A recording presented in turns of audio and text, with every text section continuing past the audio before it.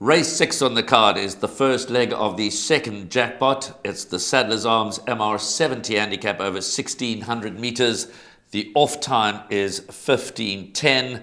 It's another very competitive handicap. Before analysing the form, let's hear from Stuart Ferry, Nicolette Roscoe and Dennis Bosch. Yeah, I think he's never really run a bad race. So he's off a nice draw. He's coming into this race really well, and yeah, he's hopefully he'll be a big runner. I definitely think he can. Those two postmen, they've been on the poly for some reason, I don't know why, but he just doesn't seem to travel and finish his work on the poly. So he's got a nice draw on Sunday, back on the turf, which he seems to prefer the turf going. So I definitely think he's in for the larger quartets in there. Warren, this horse doesn't worry about the draw. In his last couple of runs, he didn't need any jockey on his back. He sits last and he shows... we went, I think it was a 2000 last time, and he was still sitting at the back of the field. So brought him back a little bit, and just, if he's in a little bit of contention, he doesn't help you in the race, this horse. So, yeah, I think he's going to be racing fit, and like you say, on the day he can flash up when he wants to. Yeah, I also think that, but I left him in because he's also in sort of 74 merit rated.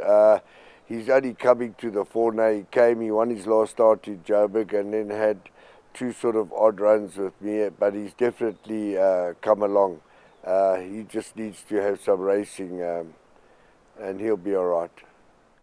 Competitive MR70 handicap over 1600 meters. Warren, an upset is definitely possible, but I was encouraged by the positivity of number 2 Master of Destiny's assistant trainer, Stuart Ferry.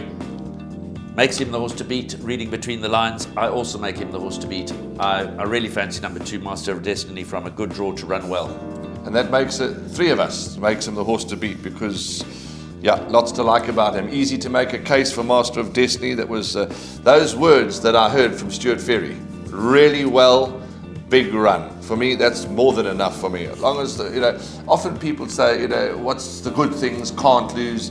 And it's not to, those are difficult, but definitely difficult in an MR70 handicap for to sure. Label anything, but I think he'll give us a genuine run for our money, but I've certainly gone wide. Yeah, absolutely. But as I say, for me, really well, big run, that's good enough for me. We've gone wide, but he is our first choice. I'd like to ask your opinion on 2 horses that don't form part of your selections. Well, your first 4, maybe in your PA perms and things, but 2, 9, 8 and 10 are your numbers. Your opinion on 4, A Whole New World, and especially number 6, Donetto. I don't know enough about A Whole New World to pass a meaningful comment. Comes from Port Elizabeth, has its first run in the province, did win 3rd time of asking, beating Just Sonic by half a length. So I'd like to see how it performs here. Donetto needs to step up as far as I'm concerned. My second choice, as you well know, is number 9, Puccini. Last time out, I thought 1200 meters was definitely on the sharp side. Carries just 51 kilograms for the services of Jabu Jacobs, who's won twice on him, having only ridden him 4 times in the past, so that's a 50% strike rate. I think the 1600 meters is right up his alley, and I think our favourite old campaigner, number 9, Puccini, is going to run another big race. Talking about Port Elizabeth horses though, Warren, 8, Global Ash. Now this one, stable companion to A Whole New World, which you mentioned, won on debut, beating Market Day. Easy to back at 5-1 on that occasion. Global View is setting the tracks alight, not just in Port Elizabeth, but around the country. Perhaps he could be anything? Absolutely. They've rated him as 75. He could well be better than that. Well spotted. It's just a matter of time until Cole Hurtson gets the horses into the placings and into the winners' enclosure. But yeah, I agree with you. Absolutely, could be anything. Could be way better than a 75. And he hasn't formed part of our... He's my 3rd choice, ahead of number 10, King Julian, who is in fact the 2nd favourite in the market, in the early market. King Julian, a good run last time out after having won his maiden, so another honest performance can be expected.